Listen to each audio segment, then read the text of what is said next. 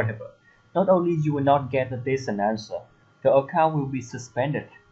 What is up, Exile fans? This is JT speaking, and today we are going to bring you some latest story about authority censorship over contents about, well, aliens. So let's kick it off by continuing what I started earlier in this video. If you have not heard about this, NASA recently discovered 7 new planets that may be able to support life. And then it held a big announcement at an AMA. For those who don't know what AMA is, it is an Ask Me Anything session on Reddit, and the public was supposed to be able to ask anything they want and have the question answered by NASA scientists. It is basically nothing new. Anyone using social media knows of this. What is worth noting, however, is a Reddit user under the name of Collective Evolution. This person, let's call it a he just for convenience. I'm not being sexist. Basically, he explicitly asked about NASA opinions on an extraterrestrial intelligent life forms. Very soon afterwards, his account and his questions were deleted, and that's not all. His account was suspended permanently. This is not normal, and so this guy, Collective Evolution, posted a new article about the story. He felt that he was censored by NASA because he was asking a question related to the alien. Now there can be many other reasons for an account to be suspended, such as violating the terms of service, which was exactly the reason that was given in our letter, and we will come back to this in a bit. However, Collective Evolution is not the first person to have this experience. Many people have reported being suspended or blocked by NASA because they asked questions about aliens. Now let's get back to the few sentences earlier and talk about the reason of violating the term of service. To make it simple, official sources, including Reddit itself, later announced that Collective Evolution has violated Reddit terms of service as he's asked people he knows to upvote his question and therefore he was suspended. I disagree with this reason. The thing is, I don't believe that Collective Evolution has violated any terms for asking people he knows to have him upvote questions. Why? Well, first let me explain that what upvoting is. Basically, when you encounter this AMA session on Reddit, you can ask them anything. If people have the same question like you do, or they find your questions to be interesting, they can upvote it so it jumps on top of the question session, so that the holder of the AMA can see and prioritize that questions. It's kind of like a top comment on Facebook. The comments with most likes and reactions always appear on top, right below the status updates. Now back to the Collective Evolution. This guy did not post to his Facebook asking for people to upvote his questions toward NASA about aliens, but that is all he did. He only asked. He did not force anyone to go and upvote his question, nor did he have the ability to do so. After all, everyone was only interacting online, and there is no way to force many people to upvote the question as one, unless you are a hacker who have all their credit card information, which you can use to blackmail them back in case you would. Probably no need to know what NASA think about aliens, nor would you need to post on your Facebook to call Facebook to action. So we can leave this possibility out. We are left with the only possibility that because Collective Evolution asked his Facebook followers to upvote the question, he was accused of violating Reddit terms of service and got his account suspended. Again, this is not something I agree with because people reading his Facebook were not at all false. They were notices of a situation going on and they wanted to know the truth, so they went over to Reddit and voted for his question. They are basically presented with choices and they, out of their own judgment, decided to give Collective Evolution's question a vote. He did not force anyone. The question is what many people also want an answer to. Therefore, the reason to suspend this account permanently because the violation of terms of service is nonsense. Here's where it gets even more outrageous. Collective Evolution himself was not informed of Reddit's decision and the reason until a few hours later. To make it short and simple, the reason only came a while after the suspension, and in this age of technology, a while online is pretty long.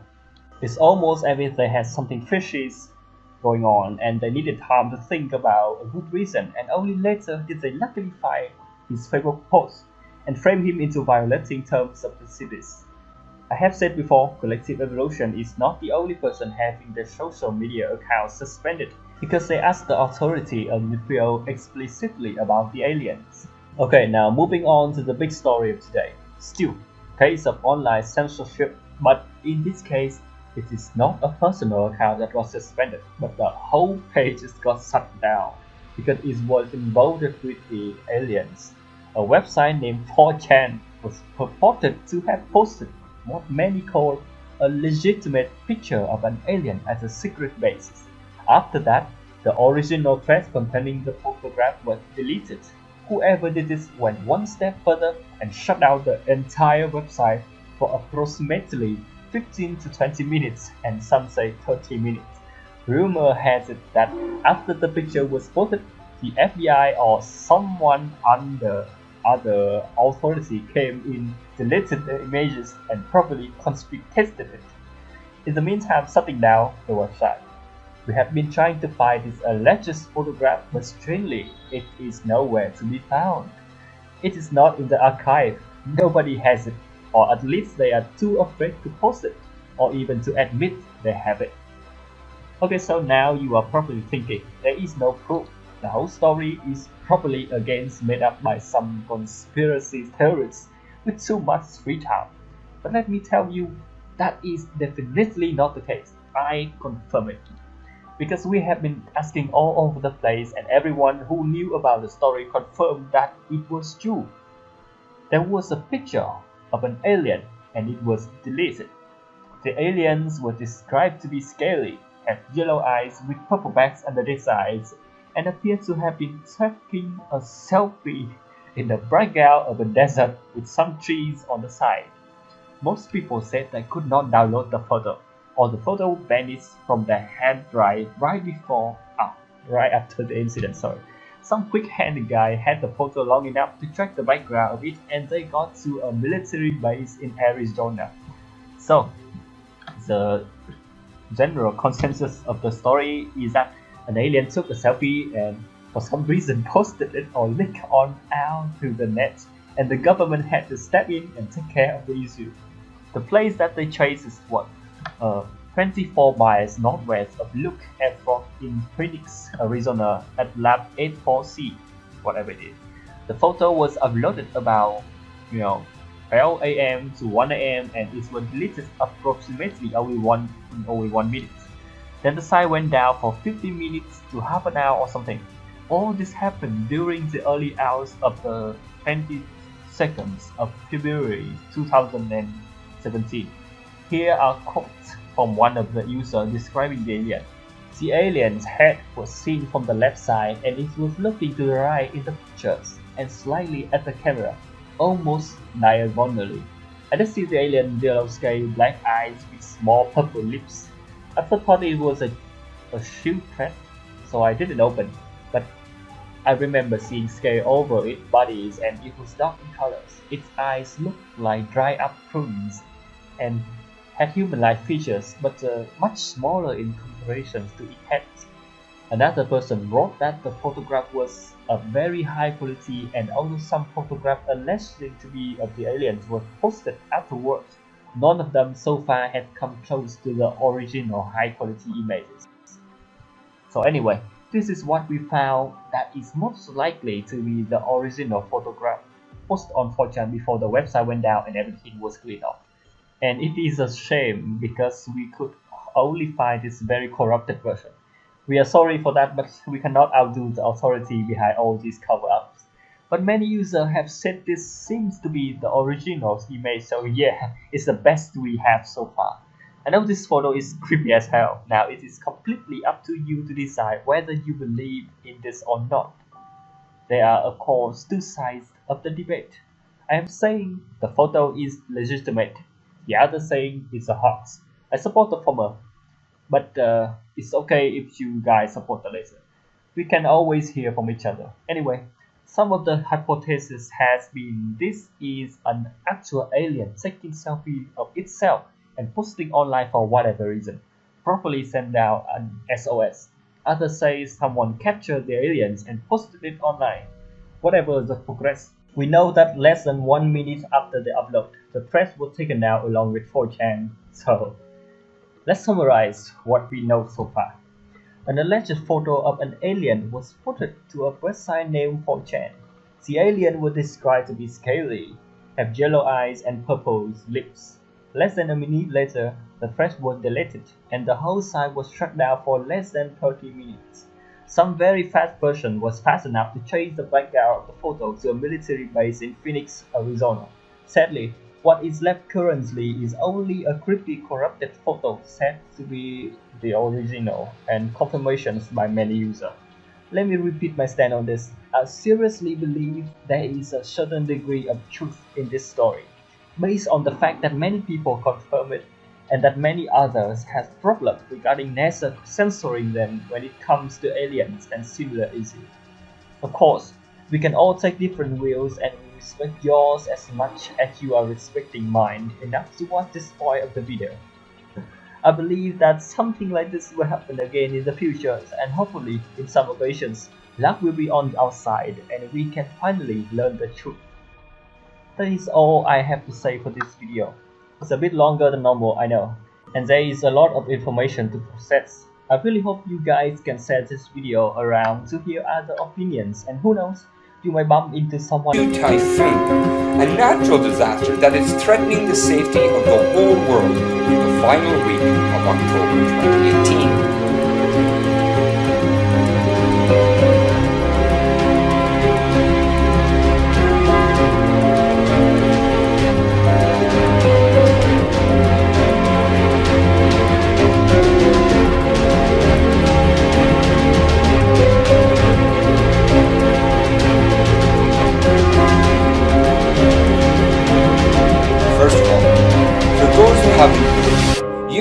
The 18th typhoon to hit the Philippines this year, swept across the main island of Luzon on Tuesday, October 30th, with wind speeds of 140 km per hour and gusts of up to 230 km per hour, and was expected to exit in the afternoon. The typhoon, named Rosita by Philippine authorities, comes just 6 weeks after Super Typhoon Mangkhut dumped massive rains on Luzon, triggering landslides that killed more than 70 people.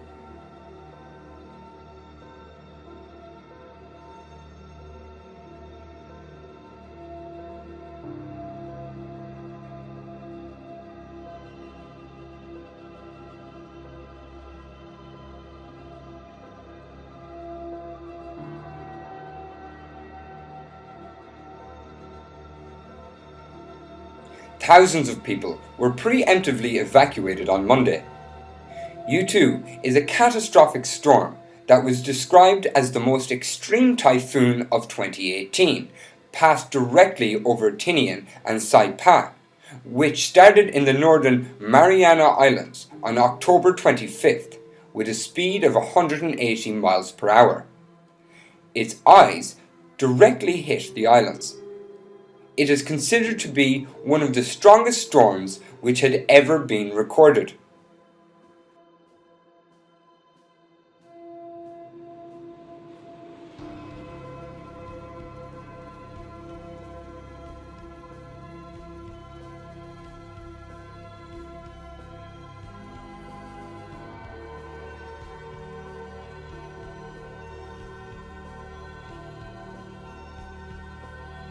Secondly, what you have to know is the effects and consequences. Many houses and roads were destroyed, the island's power grid severely damaged, and distribution systems completely destroyed on the island.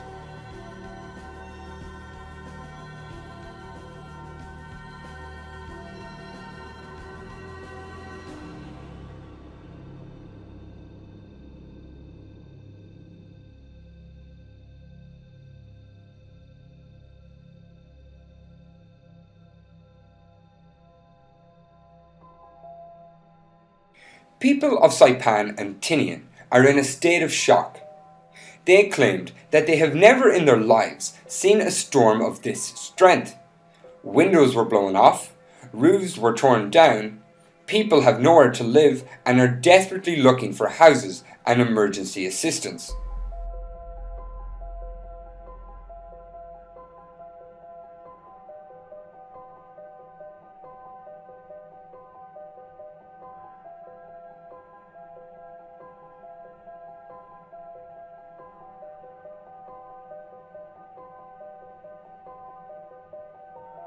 US Virgin Islands and Puerto Rico suffered calamitous strikes in 2017 hurricane season, and Guam was recently struck by Typhoon Mangkhut.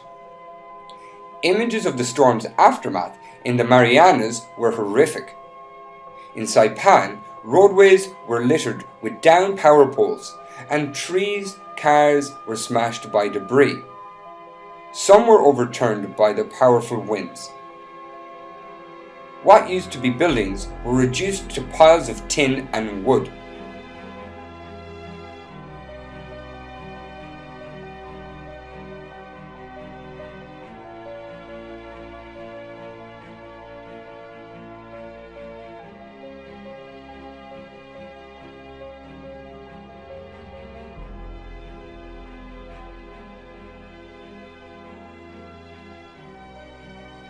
The landscape being levelled by the devastation is so massive that the full extent of the destruction is not yet known.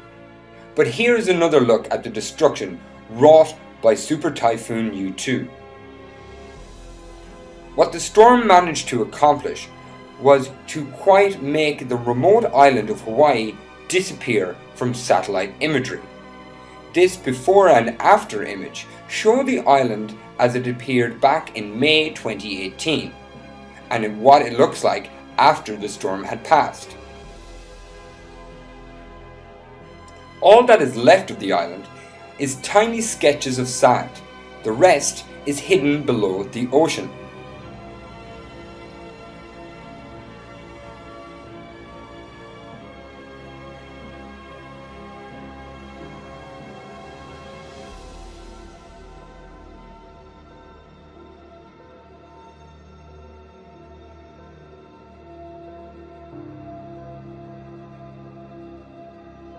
The final thing that we have to consider here is that how the storm affects residents' life.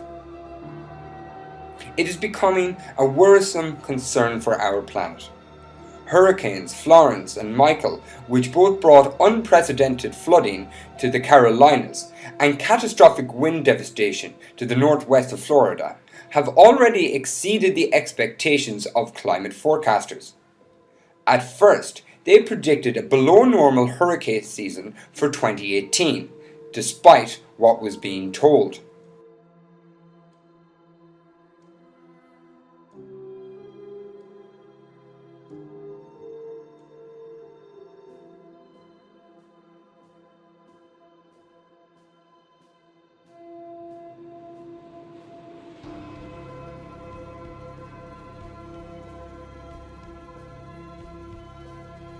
Do you know what this means?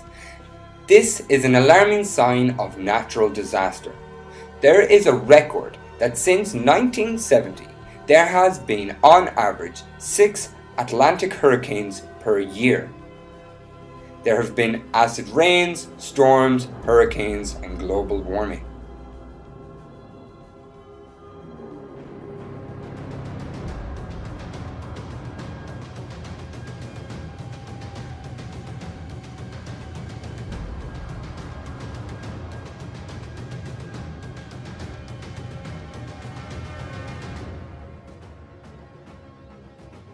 Those effects are directly harming the world, making global residents face risks of losing their hometowns. A huge amount of money will have been put for charitable aid and so on. Our planet is under transformation.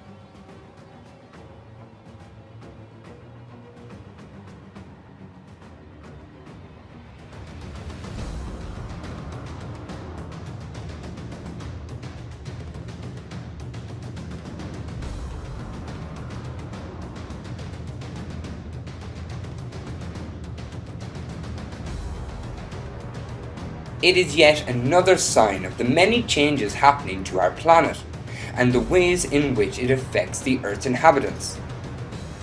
What we should do is to prepare the best before any natural disasters, especially during the time when there are numerous risks of such type of phenomenon.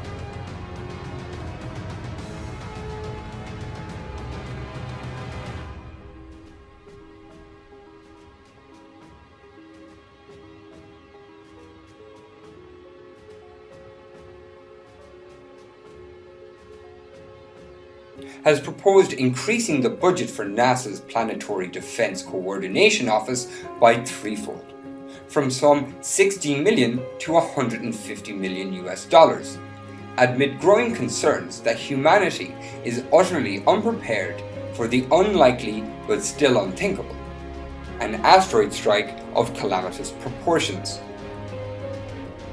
October 22nd, 2018. Something is happening over at NASA with respect to our planetary and its defense program that should possibly have the world on edge, or, at the very least, curious as to what's going on the proposed budget for NASA's Planetary Defense Coordination Office that is increasing it by $90 million.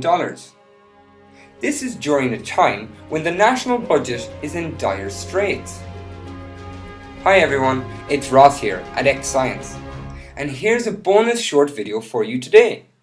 But first, it would be really nice if you guys went over and watched our other earlier videos today about the weird water-related phenomena around the world. There seems to be a need to quickly divert a good chunk of the defense budget towards the Planetary Defense Program that is in charge of tracking any threats such as asteroids. No doubt, the threat from space is very real. If a large asteroid were to enter the Earth's atmosphere and then strike the planet, it would become the greatest catastrophe in the modern era. It would radically change the surface of the Earth, and it seems suspicious that NASA is suddenly seeking a bigger defense budget to thwart the threat of near-Earth objects.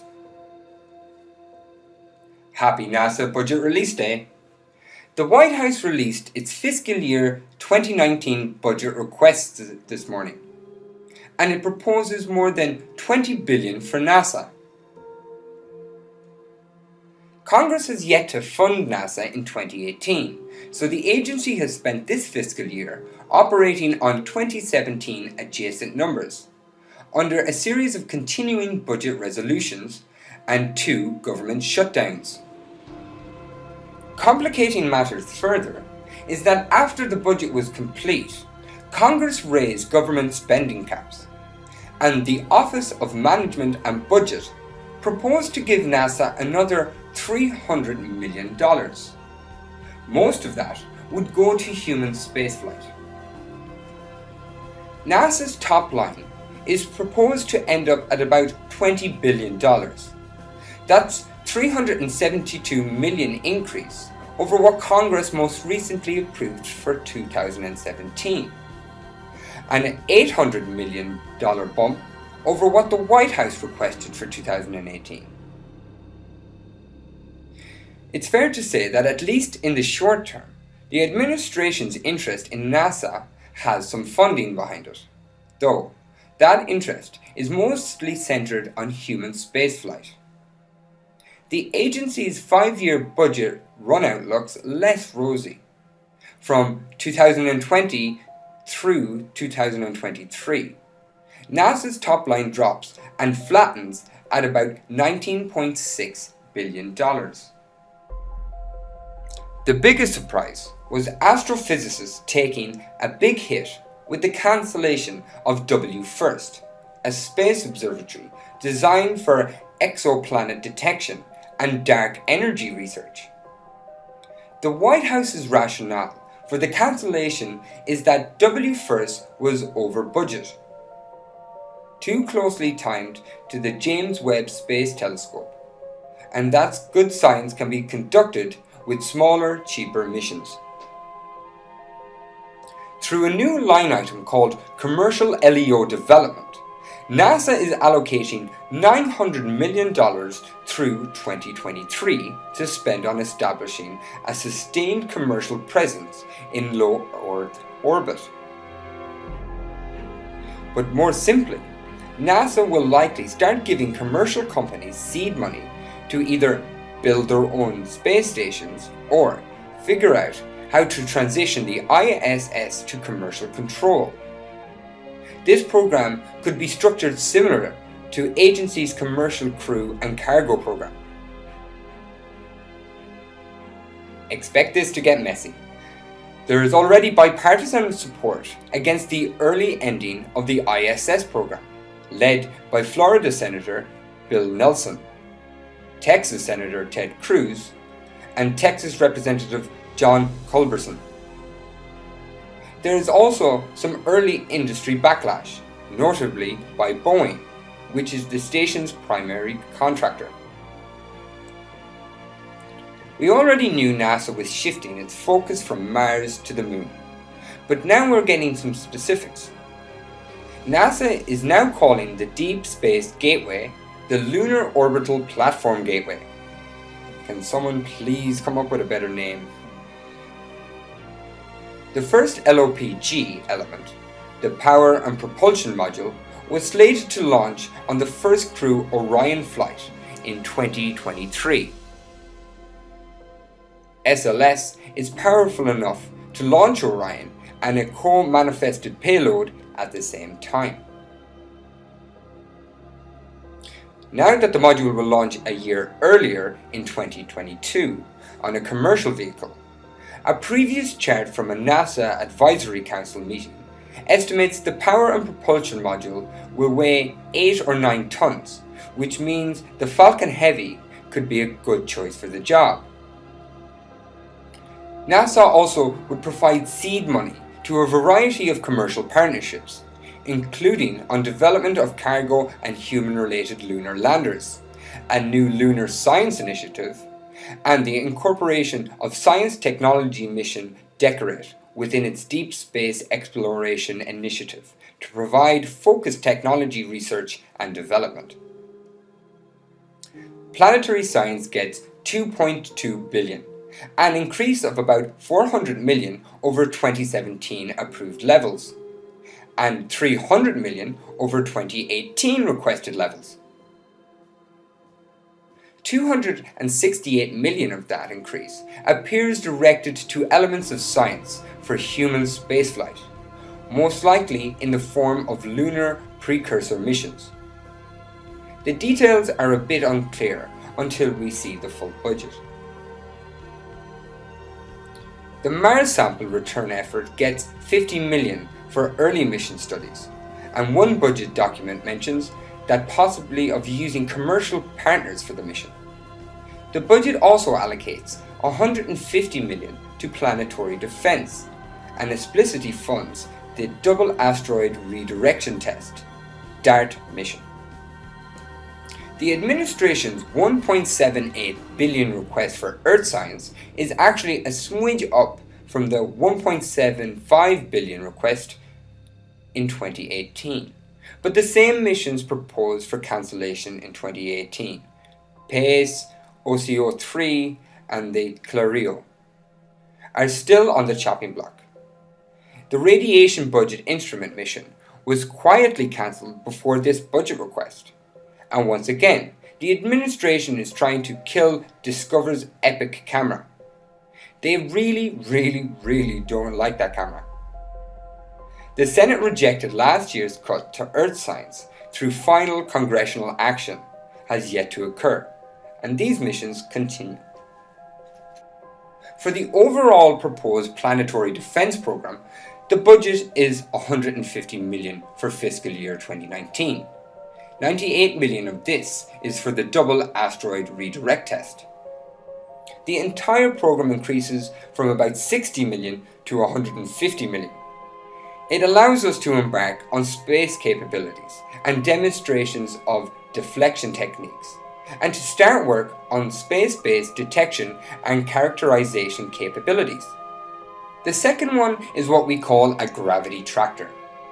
The principle is that you station a spacecraft alongside an asteroid, and then the mutual gravity attraction between the spacecraft and the asteroid will slowly tug at the asteroid and bring it off its impact trajectory. If it's a large asteroid, the relative mass of the asteroid to the spacecraft is an important factor here.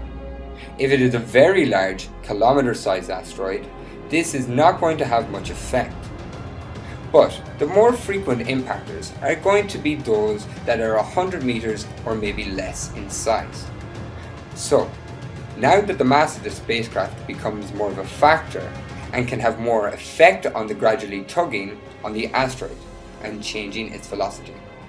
Another idea that came along as we were looking at this was, well, what if you could increase the mass of the spacecraft after you got there? I.e., go down and pick up large, tens of tons of boulders off the surface of the asteroid and then put them on the arms of the spacecraft. It was going to be part of the asteroid redetect mission back in the last administration, but that program didn't make it through the transition. So, now we don't have that in our program yet. We are still interested in that technique, and perhaps a future demonstration for the Planetary Defense Program could be demonstration of a gravity tractor.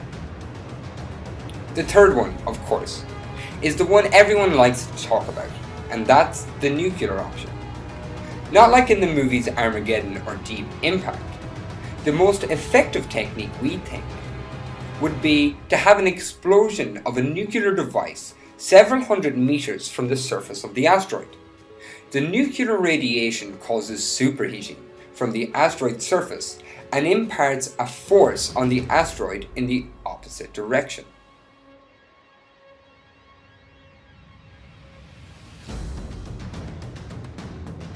And that's it, ladies and gentlemen.